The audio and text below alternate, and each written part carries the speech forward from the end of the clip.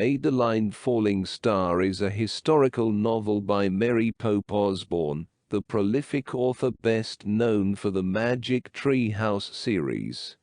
This novel draws on the limited historical account of the mixed-race daughter of famed mid-19th century American frontiersman Kit Carson and his Arapaho wife.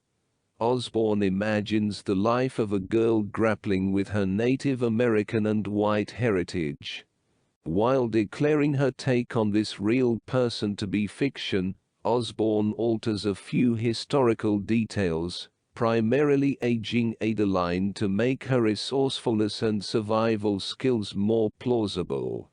At 11 years old, Adaline Falling Star loses her mother, Singing Grass, and most of her maternal family to cholera.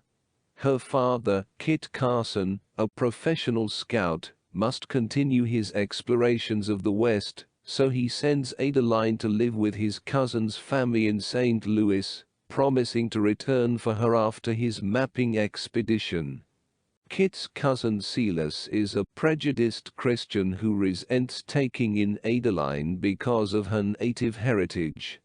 Her stay with Silas's family becomes a nightmare as they pray to overcome her savage nature, disparage her mixed parentage as a devilish mixture of white and Indian blood, and tell her outright that she must have done some sinning before she were born. Or she wouldn't have been born half red. Before sending her off, Kit had warned Adaline to suppress her outspoken and forthright nature, telling her to hold your tongue, daughter. Taking this advice literally, Adaline refuses to speak once she arrives in St. Louis, leading Silas's family to assume she is mute.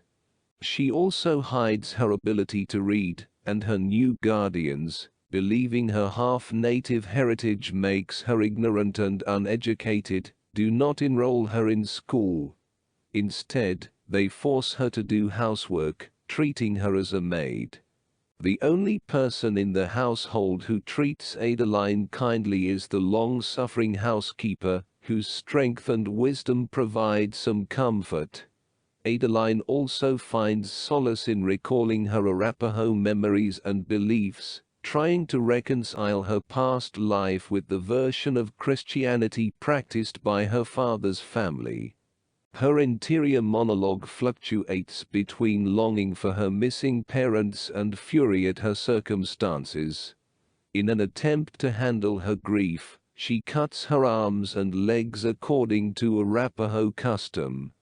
The situation comes to a head when Adaline overhears Silas and his wife discussing sending her to an orphanage. Acting quickly, she cuts her hair short to pass as a boy and flees the house. Using her knowledge of the wild and survival skills, Adaline sets out to navigate the wilderness and find her father. Adaline's adventures in the woods carry life-threatening dangers. She becomes very sick with an infection that causes a high fever and almost kills her. At one point, she encounters strangers who shoot at her, mistaking her for a local criminal. However, the woods also introduce elements of the supernatural into the story. When she needs to cross a river, Adaline finds a mysteriously convenient canoe that vanishes once it's no longer needed. To calm herself, she communes with the spirit of her mother, who whispers advice to her at crucial moments. The most important connection Adaline forges is with an ugly stray dog that joins her on the trail. Initially hesitant to get attached to the ungainly creature, she eventually grows to love it wholeheartedly. The dog repays her affection by saving her life several times at critical moments. In the book's climactic scene, Adaline is forced to choose between the dog and a chance to finally find Kit. Mistaking her for a boy, some rivermen offer Adaline a job that would take her to where she believes her father is. However, they insist she leave the dog behind. Adaline makes the difficult decision to leave the dog on the shore and climbs into the men's boat.